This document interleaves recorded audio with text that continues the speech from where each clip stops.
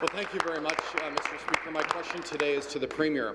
Last fall, I called on the Premier to condemn the federal Liberals' massively unpopular tax hikes on small business, but she refused. Well, the 2018 budget from her government shed new light on why she wouldn't stand up for Ontario's small businesses, and it's because she had plans to pile on. Speaker, the Ontario government announced in their budget that they will put 20,000 employers on the hook for $100 million more in employment health tax over the next 3 years. Some businesses will also be phased out of the small business deduction, resulting in an additional $350 million in new taxes in the same time frame. Speaker, why is this government taxing away the jobs of the hardworking people of Ontario? So let's be clear, Mr. Speaker. The member opposite is talking about tax loopholes that the federal government is trying to close. And we actually are targeting the employer health tax to benefit more businesses. Many more businesses are actually going to see benefits as a result of the measures that we've taken in this budget. The member opposite is saying, yeah, but those companies that are big umbrellas and they're big conglomerates, they subdivide themselves into little pieces so they then skirt the ability to pay employer health tax for their employees and for the benefit of Ontarians.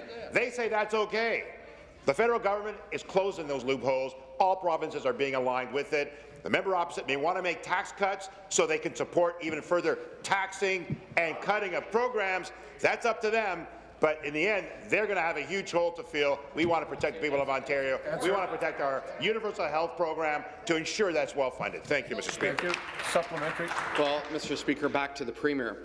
These tax changes are new salt in the wound for small businesses and job creators already struggling to cope with dramatic labour reforms, the minimum wage hike, high energy costs, and increasing pressure from international competition. Speaker, the Ontario Chamber of Commerce has been clear that these changes will hurt our local businesses. Chamber President Rocco Rossi has a message for this government, and I quote, "We need government to reduce the burden, not add to it. Our economy depends on small businesses." Speaker, why do the Liberals continue to punish small business in Ontario by raising taxes? Hear, hear. Thank you. Minister. So let's be clear. Once again, many small businesses are going to benefit from the targeting of these effects. They'll be targeted to EHT to provide greater exemptions for those small businesses. Some are taking undue advantage of that loophole. That's what's being closed. And it's not small businesses that are doing it, Mr. Speaker. It's big businesses that aren't paying their fair share. It's a matter of equity. It's a matter of being transparent. It's about being simplistic in terms of the way it's being created. That's all that's being done, Mr. Speaker.